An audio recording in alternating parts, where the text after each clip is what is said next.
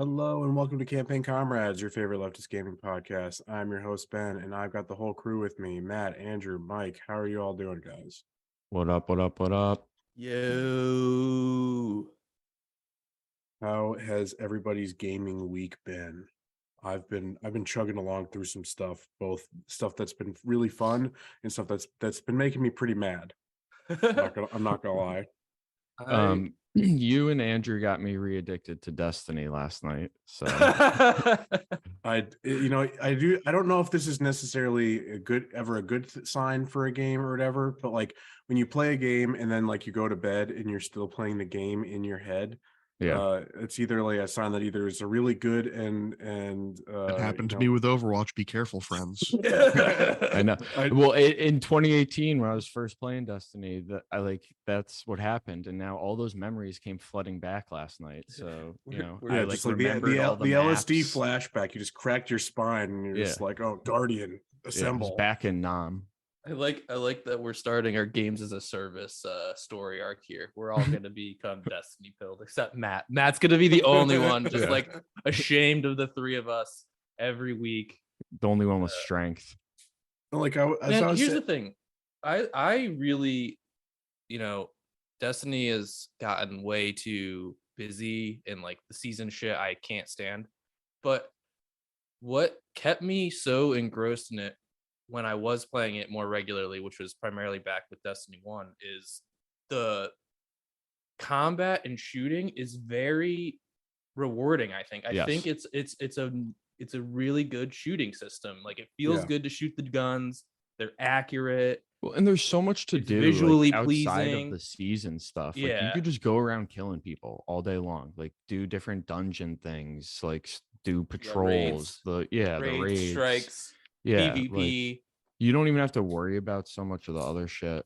Like I feel like it's a game I could just have fun. Like I had a lot of fun just playing it last night. Yeah, it's one of those games where again the core like mechanic of say in this case like the gunplay is very satisfying, right? Mhm. But then everything else around it just makes me want to shoot myself with the make believe gun. It's just like I was just like we're playing, we're in Discord, and like you guys just hear me just randomly complaining about like I've got another fucking pop-up, I've got another fucking reminder, I've got another fucking tip and trick, and the UI on this thing is just made for babies with ADHD, severe ADHD. Oh my god, worms, yes. Just like brain poisoning. Beyond belief. There's so much there. It's just like it is both overwhelming as well as I want nothing to do with the majority of what's there. Like they're like, yeah, you can up like again, I don't understand the point of being able to upgrade your gear and stuff in a looter shooter because you're getting new loot. I guess yes, until the end game. Yeah, you upgrade stuff when you've got your like real end game gear and stuff, but like why would I waste my time or my effort learning the crafting and that ever system when I'm just going to get something better after the next mission? No, totally agree. Yeah, and that's why I say like, there's so much you could just ignore and you could just run around and shoot with your friends if you want to, Yeah, so it was fun we were just like, oh yeah, anybody want to play a game? Yeah. We were doing this last night and we're like, oh yeah, let's just, tool around in Destiny, and it was fun. Enjoyable. I enjoyed it. It was enjoyable when you could ignore those Yeah. things. But and we were also like, you had to progress to a certain point in like the campaign for us to be able to, play together. So like now that we're beyond that, we don't necessarily like, we could just go around doing all the raids, like, just doing dungeons, shooting around, it'll be less of that annoying pop-up bullshit. See, I'm still getting the pop-ups. Yeah. I'm still even doing that shit. It's because it's all like it's all about it's like tips and tricks for how to just manage the gameplay. It's like, okay, I get it. I get that I need to press this button to track a quest.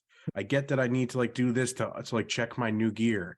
Like I get it. Like leave me alone. How do I turn that off?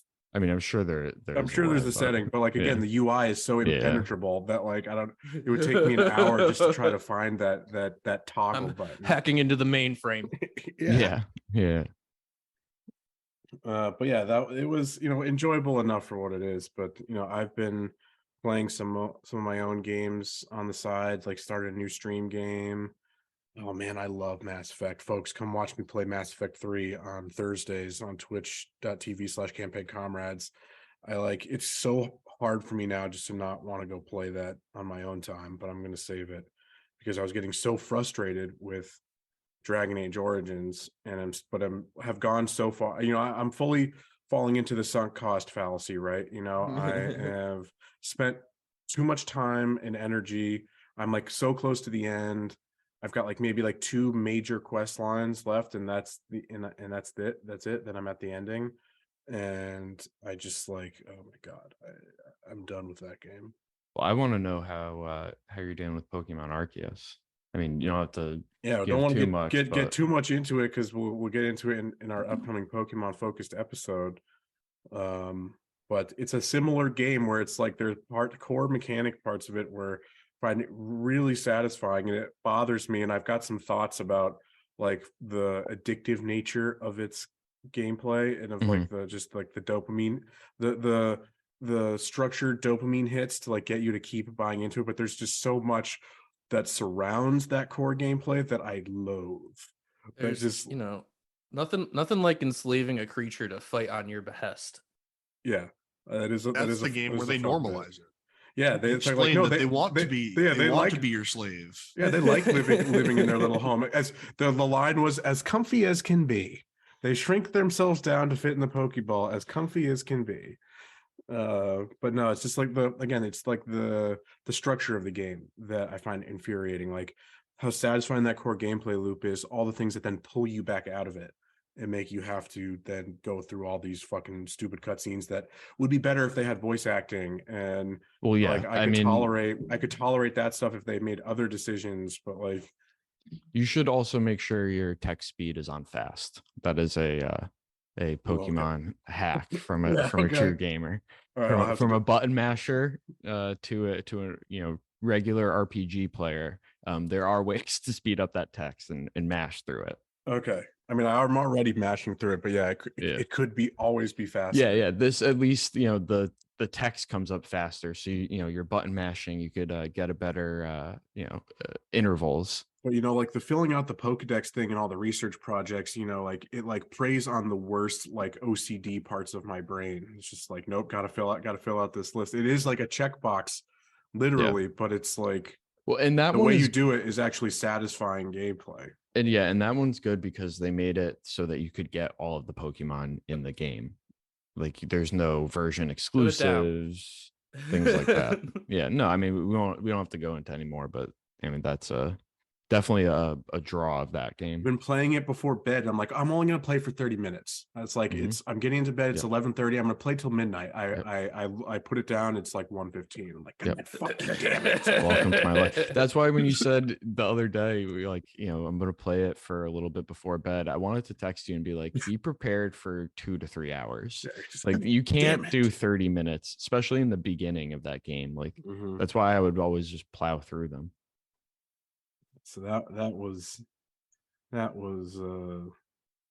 something. But the other thing, I guess, was a good transition into our first story, which is in a way just the conclusion of a story that I brought to us in our last month's episode. But my latest gaming thing is I am building my own character and running through the solo adventure for the Pathfinder starter set, because my D&D group has decided that we are all invested in exploring new systems and starting with Pathfinder after all the fucking craziness and shenanigans and the bullshittery that the D&D community has had to go through in this past month. We finally said, be a Pathfinder player, the first thing you have to learn, and this is very important, is that anytime someone starts talking about 5e, you have to say, well, in Pathfinder. Yeah. Or so have you ever? Yeah, you should really try playing Pathfinder. That's got to be your ingrained response to any. Is that like the CrossFit vegan?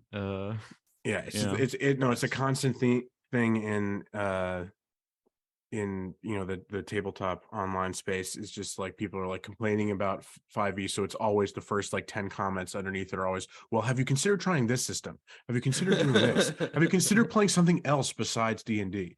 And we've talked about it in long episodes, long time ago, where it's like in theory that sounds good, but there's actual some it's like the third party system in America. Well, there's some issues involved there. Well, it's like that's actually a decent analogy in that, like, this is a bad thing. This is not like defending this, but like there are more people who will play D&D, right? It's hard enough to find people, let's say locally, that say if you want to play in person, who are going to play it. If you're going to find something, it's going to be D&D. Like yeah, Pathfinder has the Pathfinder Society, but like I'm blanking now on what the Adventurers League or whatever is. At your friendly local game store, they're going to have an Adventurers League thing, so it's so much easier to do that.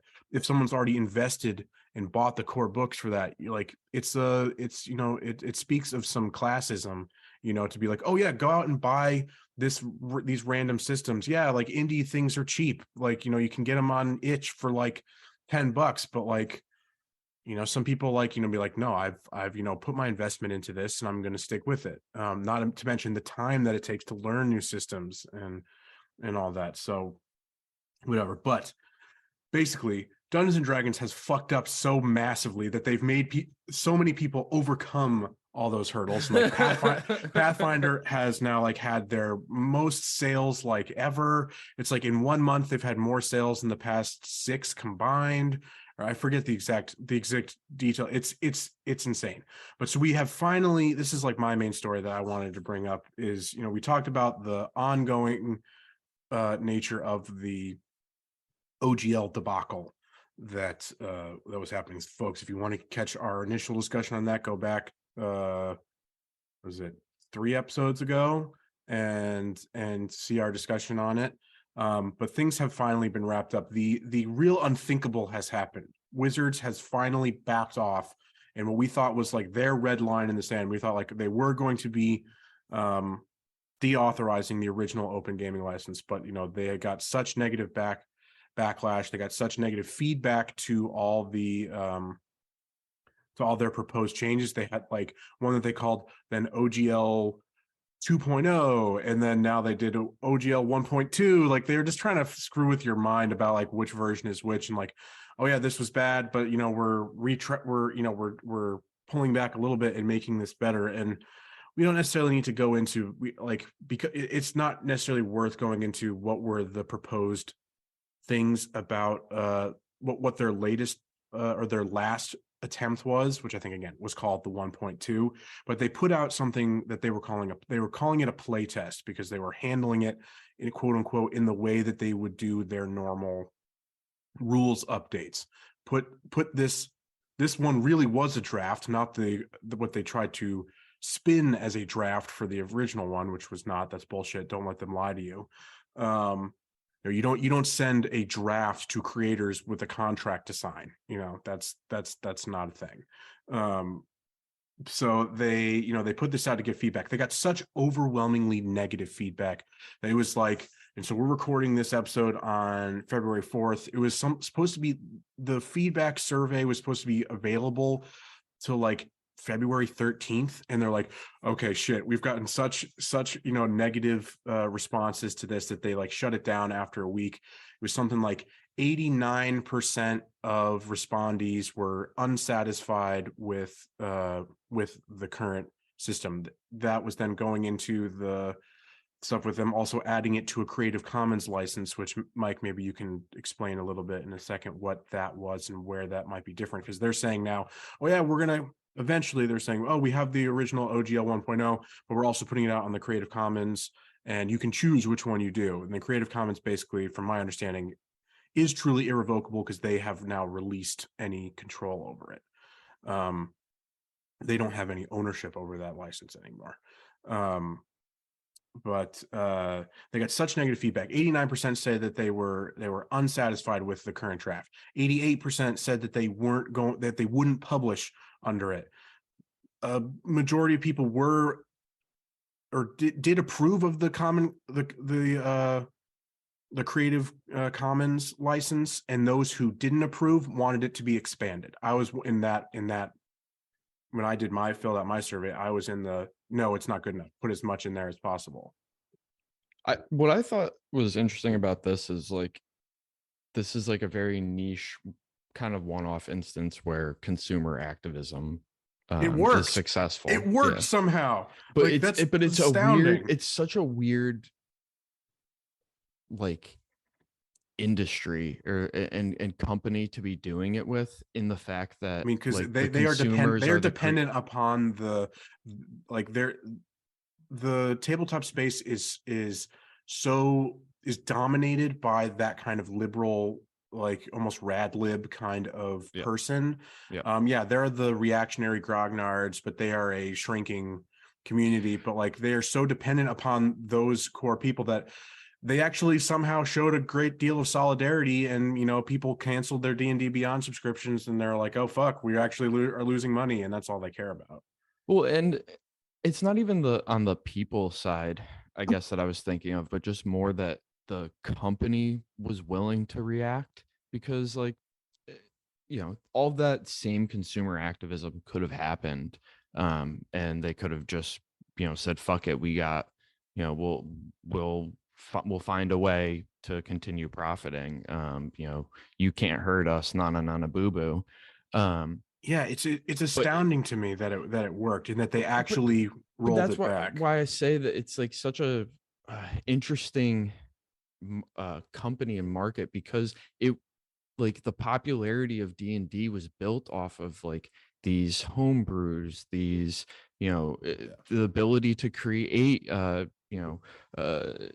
completely new adventures and license them, things like that. Like, so it wasn't just as if it was consumer activism. It was kind of like a cross section of like labor and consumer activism at some level, and even like shareholder activism. There is some organizing work that's going on now. Like, I don't think you could call it like a union or whatever, but they're creating a TTRPG creator association forum. So like a lot of like the mid step for unions, and especially in like the gig economy, like where you can't unionize and it's just independent contractors, and this would fall into that. These like work, almost like a worker co-op is what a lot of them are called. It's just like a place to build worker solidarity that is sharing resources, sharing knowledge with one another on how to negotiate. You don't have the institutional power to combat the corporation, but you at least have like the individual solidarity amongst the individuals, and sharing of like resources and things, which could definitely be helpful in these instances. And I think a key factor in like why they actually kind of responded to this reaction is also the fact that, which you've both touched on, this doesn't just, a lot of the times that these corporations will do something that is objectively negative for either a consumer or someone that interacts with their product, it's usually just impacting one of those groups in a really negative way, whereas this one not only impacts those creators, but because it impacts those creators, it impacts almost all of their consumers as well. Right. And those creators are sometimes consumers, right? Yes, absolutely. So I think that's a factor there that is, like you said, Mike, more unique to this sort of sector industry. But what's just so surprising to me is just to see such a large corporation like this, truly back down and take such a massive L. It's surprising to me that they would, I mean, it's purely damage control, right? That's the only, they had some sort of internal calculus that they were saying, like, we have already lost a lot. If we continue to push forward, no matter whatever financial gains we could maybe scrape from this new thing, we'll still end up losing more than we have now. So I would have loved to hear that conversation. Like the conversations that went on for that, because like I said, they could have said, fuck you, you might be able to hurt us for a little bit, but we'll just change. We're Hasbro. They were banking on that. There was internal leaks coming out that like they're basically like, this is the leadership. They're like, the fan base is overreacting. We're going to wait this out, let them cool down and forget about it, and we will push it through. We'll push it through eventually. But and like, just because they've taken it off the table now certainly doesn't mean that won't be the case. Correct. 12 months from well, now. because the question that people are having is like, what happens when one D&D, which again, it's 6th edition, when the new edition of the game comes out, what are they going to do? Because when 4th edition came out, they didn't publish it under the OGL. The original OGL came out in 2000. They tried putting it out. They tried putting 4th edition out under its own thing, the GSL or something like that, and it didn't work. And that edition, basically imploded and saw them lose a lot of money. But it's just, again, it's just so wild to me that they are like that, because the fact of the matter is we didn't even have to be here. They have only lost in this whole thing. They gained nothing. They've only lost ground. And it's so unheard of for a company to accept that, to just accept those losses, to not just be like, well, we've gone so far, we've made this sacrifice, we have to, even if it's like a Pyrrhic victory, it's like where we need to have something, even if it's like that we can like claim to shareholders that that it was worth creating this backlash, it was worth losing the faith in the community, or the community's faith in us for this point, because we will eventually build it back up to this degree based off of this framework we've sent. But they were like, oh nope, we really fucked up. Yeah, but I also wonder if they, like Andrew said, they still got something more nefarious cooking. That in 12 months, it's never over. Yeah, exactly. You have to look back at like sadly. Remember when the Xbox One first launched and the backlash they got for all of their ideas behind one-time use on like physical games, like you'd buy it and the code would get expired and it'd be over, and trying to take away the ownership of the gaming licenses and whatnot. And then they backed off that, they pushed away, and like, okay, you won't need Kinect anymore. Fuck Kinect. Kinect sucks. Like they backed off all that, and then they slowly started like sprinkling it back in. Like they're like, hey, here's Game Pass. You still won't. Yep.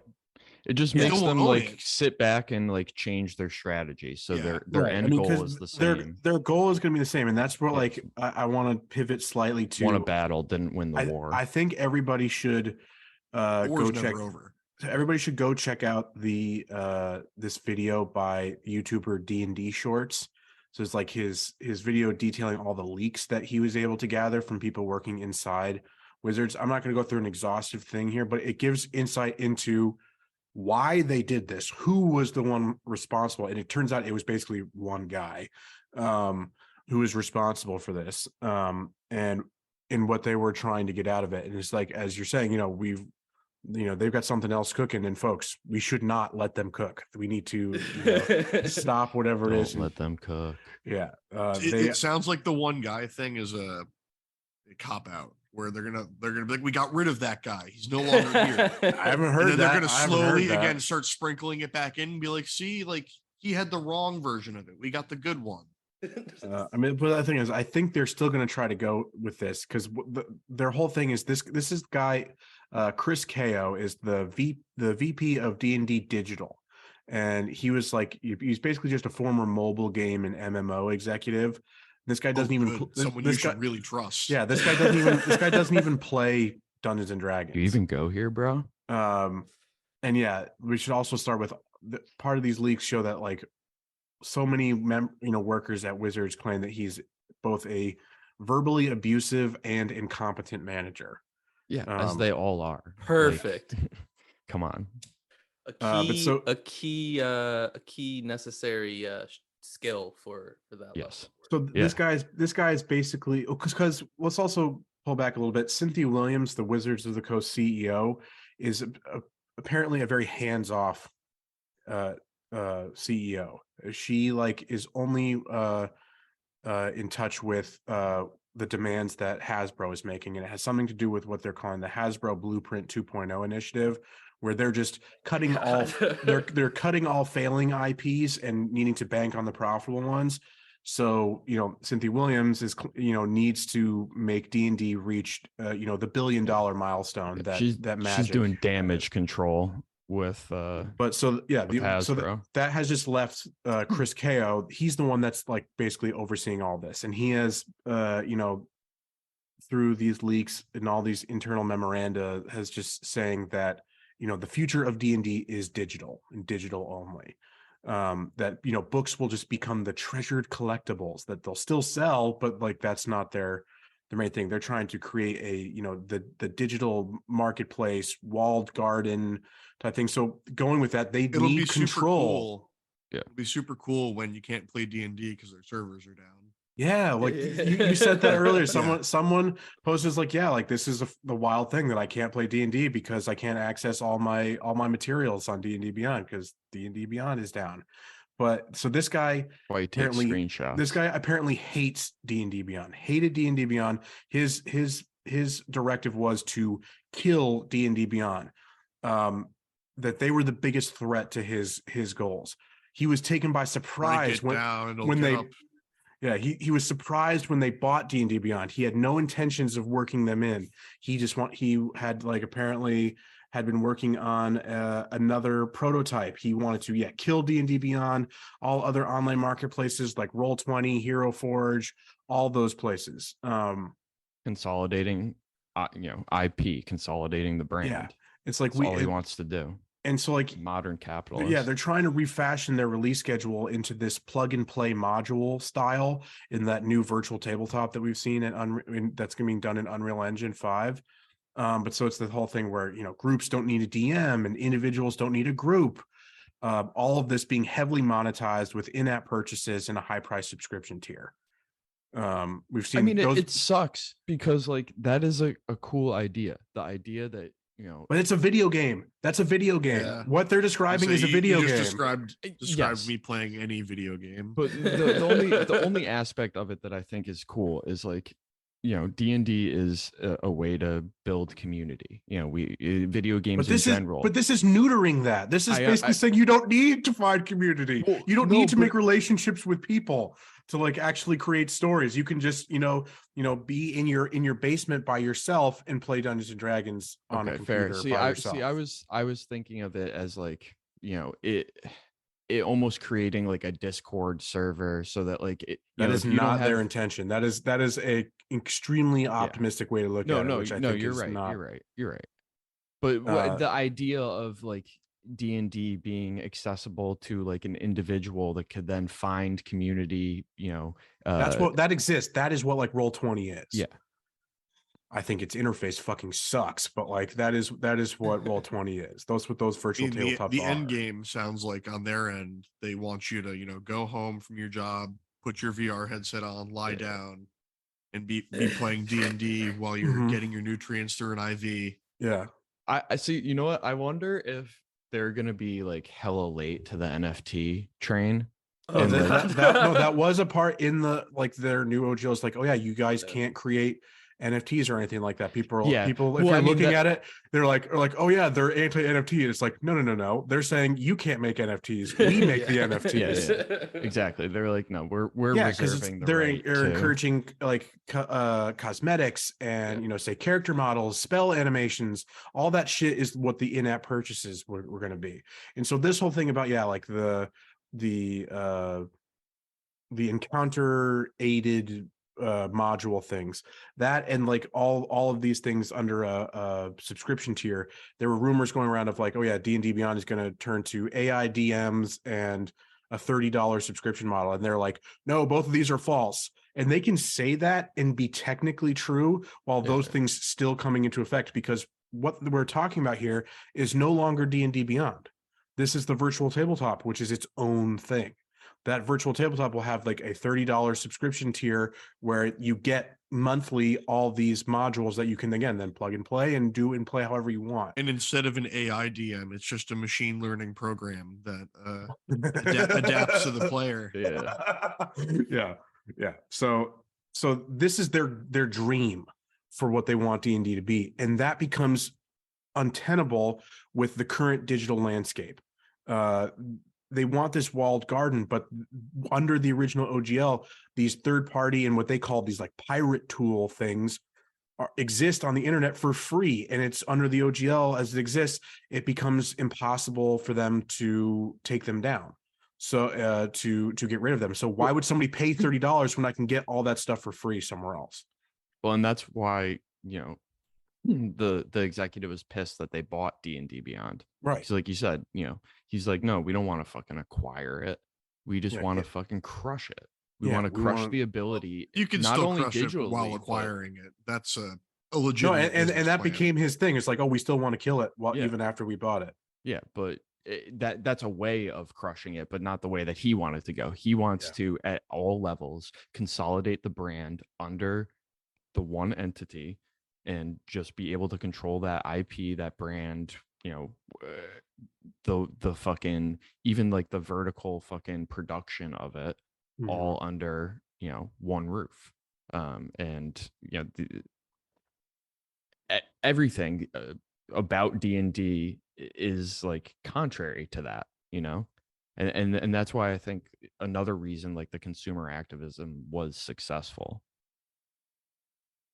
Yeah. I would not take this as a case study though. No, this is I was going to say, do you want to know a place where consumer activism won't work? Yeah, let's hear it. So I've taken up enough time with this now in 2 episodes, so I cede the floor. Who's next? The consumer activism will not affect any of the big players in Microsoft, Sony, Nintendo when it comes to their decision to, cut ties with E3. Yeah, Sony, I'm not going to watch your state of play unless you go to E3, which you haven't done in like a decade. I mean, what is E3 as like a entity? I've always wondered that. I never looked it up. Entertainment Expo, is that what the second E is? 3 E's. So it's just like a third party, like it's an industry. It's who runs it? What are they called? I forget. It's like the electronic something. Like who runs E3? We're doing it live, folks. Entertainment Software Association, the ESA. Which, funnily enough, and this is the rating thing, association. Microsoft is on the board of the ESA, and they're saying, "Fuck you, we're not going." Yeah. No, the better part Sony. About that is they're not just saying "fuck you, we're not going." They're saying we're going to have our own show in Los Angeles next door at the same time as E3, not part of your show next door. I mean, because think about it this way, right? They're like, why would we pay probably upwards of millions of dollars to, host these things, to, to create booths and demos and all this shit when they can do it in the Microsoft Theater, which is like right next door in a building they own. Yeah. And control all the content. Vertical control. Right. Absolutely. E3 fucked up when they canceled, I think, the past 2. 2 years ago, you don't really, like, COVID was still going on and stuff like that. And they ceded the floor to the digital showcase, which is where all of these companies were like, wait a second. We can just do this ourselves. We can control from our own studio. We can control. We don't have to do it live in front of a studio audience. Man, but it's so shitty because I love seeing the publishers sweat under pressure, under the limelight. Yeah, but it's so much better when we're watching a Nintendo Direct and they can do the little point and they get the snap sound. I do love the snapping. It does again unlock some hidden dopamine in my brain. It's a good sound. They definitely hired acoustic engineers to find the right frequency that triggers like a dopamine hit in the back of the mind. And soon they will control us. Once they get the portable Nintendo VR and they're able to just, give us that snap on the go in our virtual realities, Nintendo will control us all. Did you not buy Nintendo Labo and build yourself the cardboard VR headset?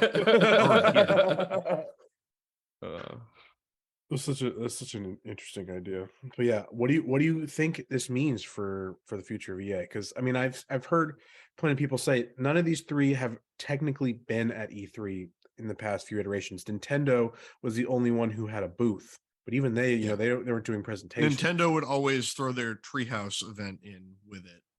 Right. So what do we think E3 looks like then this year? Well, I mean, Ubisoft, EA, and whatever other developer wants to peacock for someone to buy them. If Activision if the Activision deal has not gone through, they might, I guess, have to go there. But do they do that, or do they go to Jeff's show? Do they go to the Summer Games Fest now?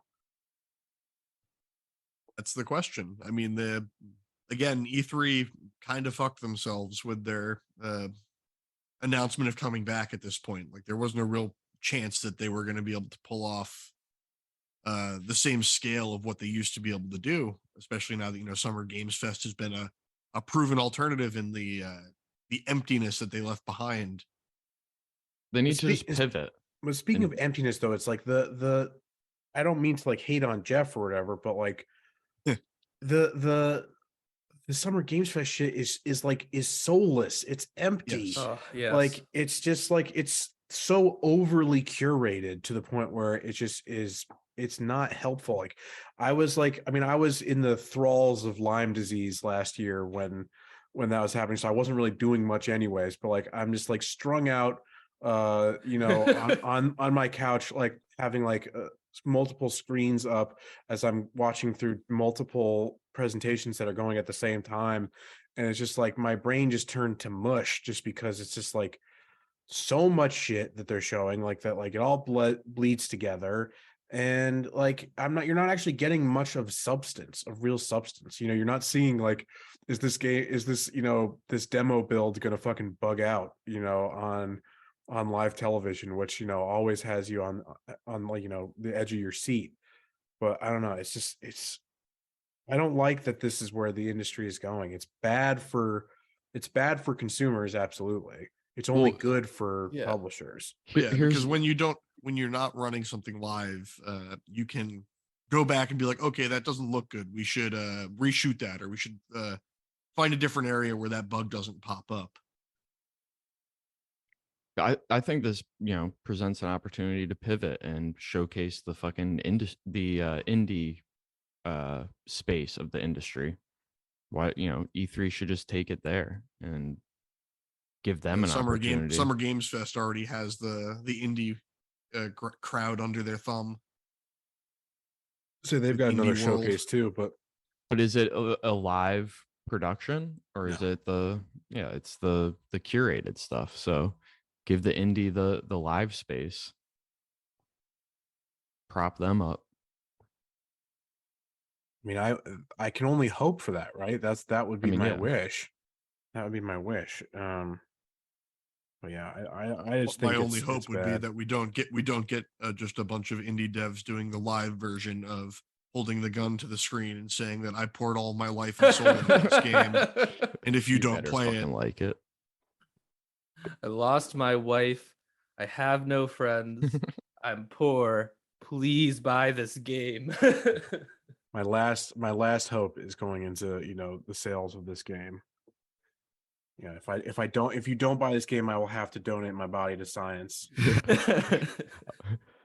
I'll be donating my kidney on the black organ market. Yeah. Some doctor in a back alley takes both of them. In which, like, I don't know, this again, it is both weird in that this is not good, but how really different is it than it would have been in the past with again, these major three basically haven't been present, but it ties into the trends of the industry consolidation, right? If the big three aren't there, then who else? There are only like 3 independent publishers left. It's EA, Activision, and Ubisoft. Might as well just buy them up all companies we don't like, nobody wants to see from anyways. Like, Ubisoft's gonna go up there and show off Skull and Bones again. Yeah, they're gonna do another they're gonna make like a turn their stage into a pirate, into a pirate ship deck, and they need to promise us that this game is gonna come out again. Get rid of the pirate theme and turn it into Treasure Planet.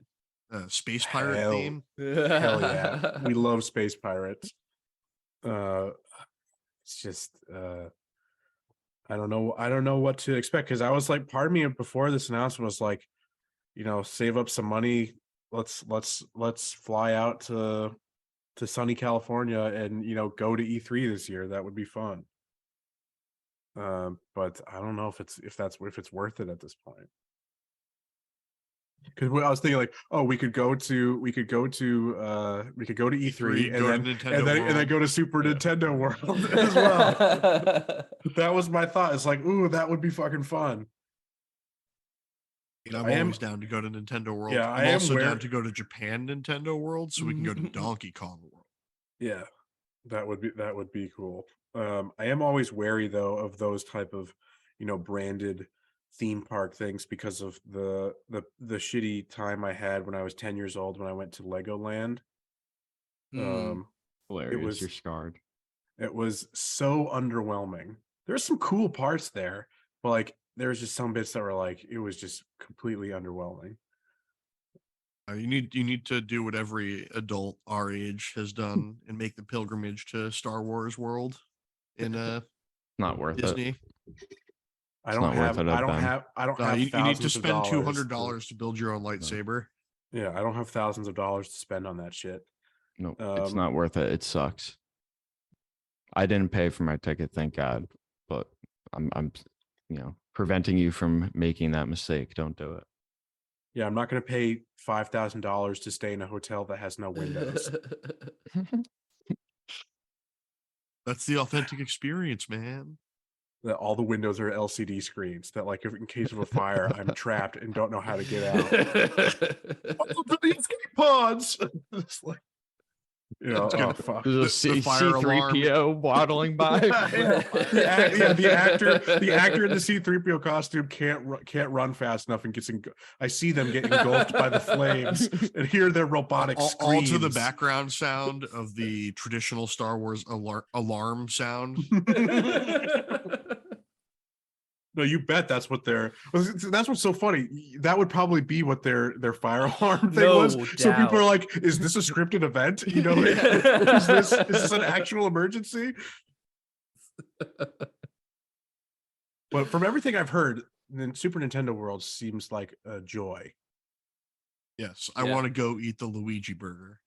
Yeah, I've seen lots of good and stuff get about it. the toad garlic knots. I mean, so they definitely are good to let Toad cook, from what I've heard. That it is the food is like one of the top bits there. Expensive as hell, but of course. But it's all good from what I've But seen. you know what they say, when in the Mushroom Kingdom, do as they do in the Mushroom Kingdom and eat good.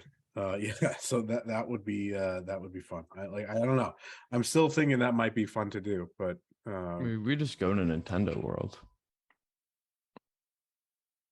But like maybe if we form the LLC and go to E3, we can write it off taxes. It's a work trip. Work event. I mean, we could still make it a work event if we go to Super Nintendo World. We just got to like film a short, we'll just live vlog, and then that's it. Yeah. Film one short, and you're good. Me live vlogging from the Mario Kart ride while stomping on children. Just making some kid cry. So then filming it for internet points. Yes. Yeah. So yeah, moving then from making children cry to making grown men cry with their overpriced GPUs. Andrew, you got a story for us? So the main story here, and I think this one was something I wanted to highlight because I think this is not specific to this industry by any means, and it's that AMD and NVIDIA have both come to admit over the last at least 2 quarters for AMD, and I think even a little bit longer from NVIDIA, they've been purposely undershipping their GPUs in order to keep prices inflated. And nice. It's just like, I don't know, this is something that just personally really grinds my gears, because this is just they're openly admitting to price manipulation in a way that is just generally accepted. So like that is probably just close to skirting, from being illegal. Yeah, exactly. And the thing is, like, we see this with other things. Not a other monopoly. industries. There's 3 companies in the space. So yeah, no, they're not monopolizing anything. And like, this is something I really wanted to highlight because I think it ties into a larger issue here in that, like, we see this with housing supply. Like, landlords purposefully undership and will hold units off market because they know, hey, 3 months from now, we'll be able to get a higher rent and make more money. And it's worth not making money on that unit for these 3 months. And that just leads to huge issues within housing. And I mean, Mike, I'm sure you can speak to that. Yeah, too. well, I'm just going to say that's even more nefarious because, like, housing versus getting your super fast computer. I'm sitting here stressed out of my mind as a gamer, unable to buy a 4090 that won't fit in my PC case and will take half of my house's power to run properly. And you're telling me there's a good chance it would set on fire as well. And you're telling me that housing is more important. I can't even. It is hard to hear. Our viewers or our listeners are gonna have a tough time with that one. I just can't. Wow. Matt needs a cool down now. How am I supposed to stay warm in these cold winter months without my GPU to thermally insulate me? I am not an economics head here by any means, but it's like the same things that we're seeing with just the fact of inflation, right? It's just that prices are being artificially raised, right? There's basically an unspoken agreement across the market that price gouging. Yeah. You mean the prices? You mean the hand waving that's gone on since the oil companies showed off their last quarter profits, and everything has been look the other way. There's nothing over here. $60 billion in profit for a year. Everything that we rely on, and that is a cause of inflation. So, quote unquote, is just being price gouged. Yeah, and like Matt, it looks like you were just fingering a pillow. There is a hole for the socket on the AMD Red. They use the supply chain issues as a way to initially undership, and now they're just undershipping directly. Like they're literally saying, "Thank you," and let's go, Brandon. Yeah. But it's just, I mean, this is something that is interesting because it just goes against everything that everyone who's a capitalist claims as part of this free market, where you have supply and demand, and it sets the most efficient price. And it's like, well, if suppliers are undershipping purposefully, then that's not what's happening. Like, you need regulation in order to actual free markets are like the enemy of big business. Yes. Yeah, they don't use free markets. It's all a lie, folks. Don't believe them. Don't believe their lies. Free markets may have worked in Medici Florence under a grain market, but even under Cosimo the Elder. Yeah. Yeah, and when you actually had the Goutful, a couple local people making the same product as opposed to one multinational conglomerate making 50 different products that you think are all run by different companies. No, they're not. They're all owned by the same fucking place. They're all the same ingredients. They just have a different fucking label. God damn it. Just chemicals and corn. Yeah, so all the cereals are just corn. It's just all just. I'll have you know that corn. Lay's and Ruffles are not the same. So I would maybe tend to agree with you there. Chips are, we need the diversity of choices there. Correct. That's potatoes though, so that's different. That's real food. Here's a fun fact about the Frito-Lay company. They sued a bunch of farmers in, I think it was Indonesia, because they happened to grow the exact type of potato that they use to make Lay's. And they did it accidentally or something like that, or they bought and they didn't agree to their terms and conditions. Terms and conditions of indentured servitude. Yeah. It's even crazier than that though, because you'll have they're not Nabisco. It's like Nabisco is the one who's Frito-Lay is their own. Yeah, it's PepsiCo. Which are the ones that have actually been accused of slave labor? They all have. It's Nestle. It's Nestle too. I think it's Nestle and Nabisco. Yeah. But this is even Nabisco makes Oreos, so Matt, those are vegan. Matt brings up an interesting thing there though, because even you'll see the large like seed producers. I'm forgetting the company that does it, but if you use like GMO seeds and you're next to a farm that doesn't, and your shit cross pollinates with that farmer, they own it. They own it. They own it, or they can sue that farmer who had he couldn't even control that. It's fucking crazy. But I unleash my genetically modified bees to steal their pollen and cross-pollinate everything so I can eminent domain their whole. Matt owns everything now. Drone bees. And then I'll release Asian murder hornets to kill off the bee population so that I'm the only one who has bees. E-man. But yeah, we've digressed a little bit, but yeah, AMD, Nvidia, they're fucking the market up. What do you mean? Purposely. We were talking about GPUs and then we got to bee farming. And that's fucked up, and I hate it. And they're not the only people that do it, so just keep that in mind. Don't worry, guys. Intel's gonna save us from Nvidia and AMD owning the GPU market. Dude, it's been happening with things even like eggs. Yeah, 100%. Like at one point, it was like $9. Yeah, right now it's like $6 a dozen, which is still excessive. Yeah, me buying a dozen of eggs just to throw them in the dumpster to show solidarity. Dude, and now they're back to like normal price, and they're like $3.30 for a fucking carton of eggs. It was literally wasn't that also somewhat related to there was like bird flu going around in the that was the claim, but it was that one that was the claim, and they were like $8 before then, so like the bird flu thing accounts for maybe like $2 of the markup and some like actual supply shortage, whereas beforehand it was totally artificial. No, the real fun part there is apparently the bird flu has like passed over to like seals or something like that, harbor seals. Oh no. Cool. Don't we love government so pandemic 3 electric boogaloo. Fuck. So yeah, under shipping problem in the larger global economy. AMD, Nvidia doing shitty things, manipulating the prices of your GPUs. You should be mad at them. They suck. You know what else we should be mad about? What? The destruction of a very high quality. Oh, the company. What was the company? We talked about that a while back. The company that makes GPUs that made them for Nvidia. Oh, I thought I was trying to set up Mike's what I thought was his top story. Oh no, with Pokemon Yellow.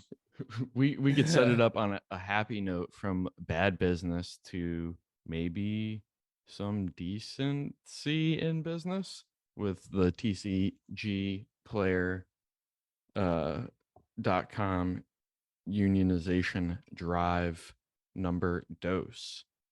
This is actually their second. They had an original union drive in 2022, like just before / beginning of the pandemic, and it was unsuccessful. They ended up withdrawing the petition. I think just the craze of the pandemic and among other things, but they're back at it, and I think at a better position because that initial drive was prior to the huge boom of the company throughout COVID and just like the popularity of trading card games in general, and the amount of money in the business, so much so that eBay bought TCGPlayer last year in October. What do you think that purchase had to do with the renewed drive? I mean, it did say, some of the activists and workers there said it definitely pushed up their timeline. The business went through crazy growth throughout the pandemic. They were averaging at least 100 new employees a year throughout the pandemic. Last year, they grew like 150 employees. So they're at like 600 now. That includes 280 at the authentication center, and people that are like working the line of reviewing cards, packaging them, things like that. So this acquisition just pushed up the timeline of trying to get some protection in their work, because they said not only are they like specialized workers, they go through a training to be an authenticator, but it's just like it is a laborious job. They're on their feet all the time. Could be moving, doing heavy lifting. So they have physical stress from the job as well. So that they it seems that I would hope that they have some leverage now. They're looking to unionize those 280 employees, so it's almost half the company, in and of itself. Did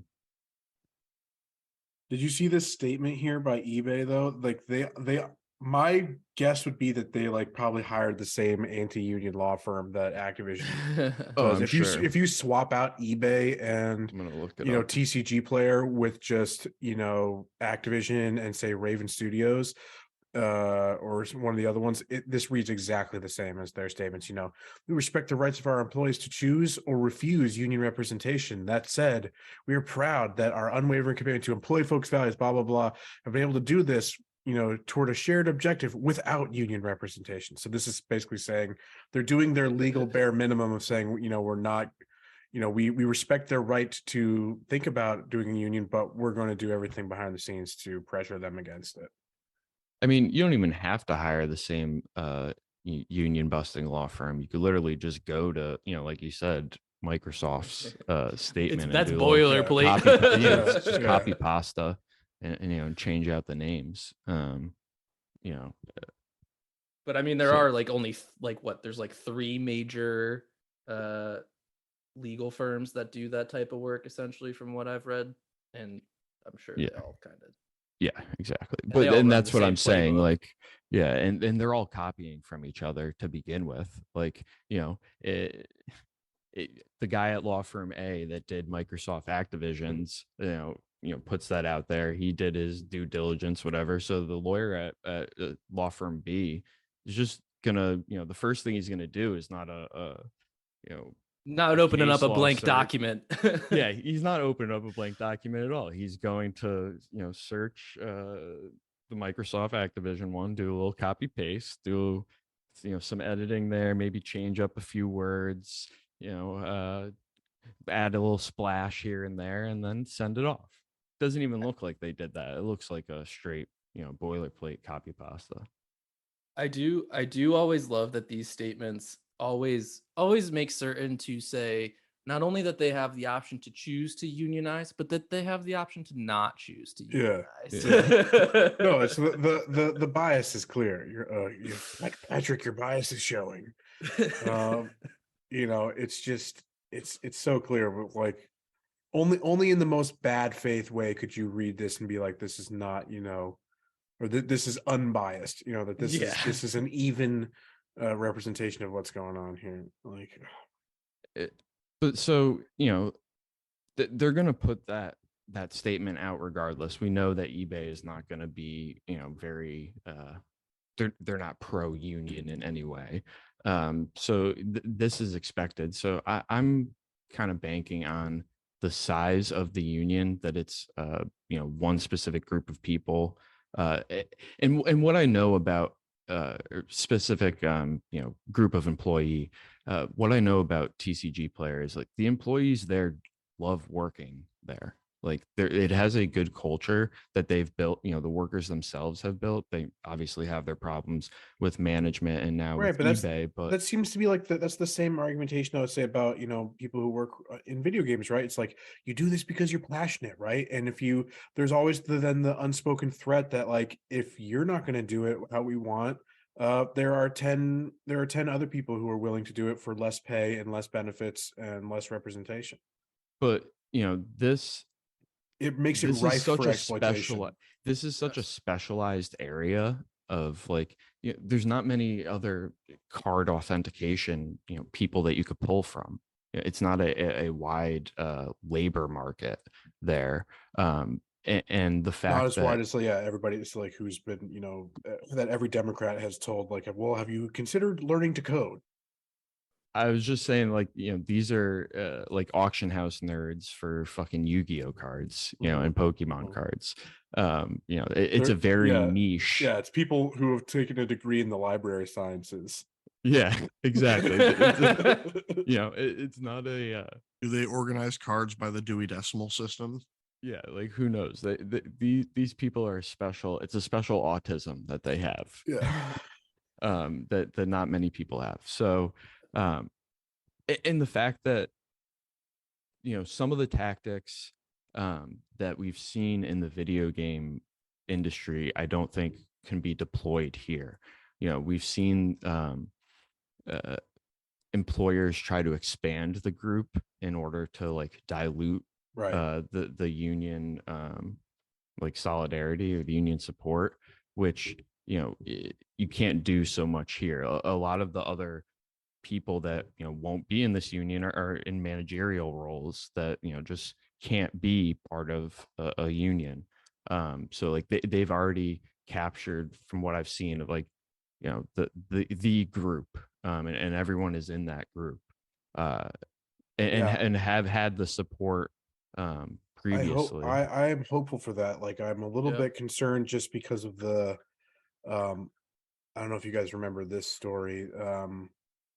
We had the studio, I think it was Proletariat Games, which is so ironic that we had this company Proletariat that was looking like it was going to be like the first video game union that had wide support throughout the entire studio. It wasn't just to one department like QA testers. It was everybody non-management, and they were so optimistic. They're saying like, oh yeah, we're not susceptible to those same tactics, because I think Proletariat is a Activision subsidiary. Yes, it is. It is was known as Blizzard Boston. Like that we are not susceptible to this. But then their CEO came in and was like, well, nope. This is the Proletariat CEO, pressured them and undermined support, and they had to withdraw their election. Again, though, that one was defeating. That one was that sucked, because that would have been such a big win. What I think is different here is they're all the same position. They're all card authenticators. Okay. Like it is one solid group that all has the same interest. It's not, unionizing QA testers, which may have a variety of different roles and are pocketed throughout different embedded in different parts of the studio. Exactly. And it's tactics to break it up. It's one warehouse, one employee title, that has tried before, and I've largely outside reasons for withdrawing, and this business has grown so much. They've like tripled their exploded. Yeah, they tripled their like digital sales in the past like 2 years. They just they were acquired for almost $300 million. Just prior to that, they had gotten $35 million in strategic finance from Vista Credit Partners. So,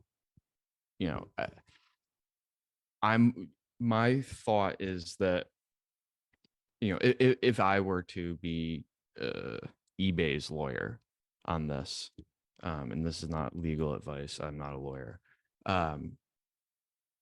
is not that eBay would listen to me, really. Who the fuck's going to listen to this podcast? But my thought would be play ball, unionize, and then, play hardball in the negotiations, because you do want to make these employees happy. You do know that it's a limited labor pool. A lot of the people that work here have gone through like training through TCGPlayer to be in these roles. So if you hire new people, you have to put more resources behind that to train them to that level. So like I think there's a lot of like business decisions. The eBay CEOs just kind of toned out right there at the end, and all that was just a camera system where the card just slides over. The camera takes a picture, inspects it, and slides it along 3 different conveyor belts. Those systems exist, by the way. We had one where I used to work. Well, now you just, the it's over. It's over. They're coming after campaign comrades now, and they're gonna rip us apart physically and I think you hit on something there that gives this group a little bit more leverage, and not to wade into what I think is a very toxic discussion of like skilled versus unskilled labor. Like all labor is skilled, but these people in particular are absolutely skilled in a way that does, I think, give them some maybe not much, but at least they have some a special leverage. Yeah, they have a specialization that like requires a certain training that's not typical of other industries. Solidarity with them. Absolutely. But yeah, folks, if you want to come for us at Campaign Comrades, you can find us at twitch.tv/Campaign Comrades. You can follow us on Twitter at CampComPod. Hell, I'm even willing to put out, you can email us at campaignComrades@gmail.com if you have suggestions that you want of things you want to hear us talk about on game focused episodes, our adaptation episodes. Be on the lookout for our next adaptation episode of Doom with The Rock coming out next week. Yes. I watched it last night. How was it? Can't wait. I have not watched it yet. I mean, just as awful as I remember. But in all the best ways. Yeah, in all the best ways. Yeah. All right, folks. I do want to one quick error and omission that I want to highlight. I called Matt. What did I refer to you as there? It doesn't matter. Ultimately, Matt, we should promote you to official producer. You are not the editor. You are the producer of this podcast. So thank you for your service. Absolutely. I mean, I'm putting it on my resume. Executive producer podcast. Yeah. I'm sure that'll get you hired at your next job for sure. They're gonna be really interested in that bit of experience. But till next time, we will see you then. Good gaming, everybody. Bye-bye. Bye.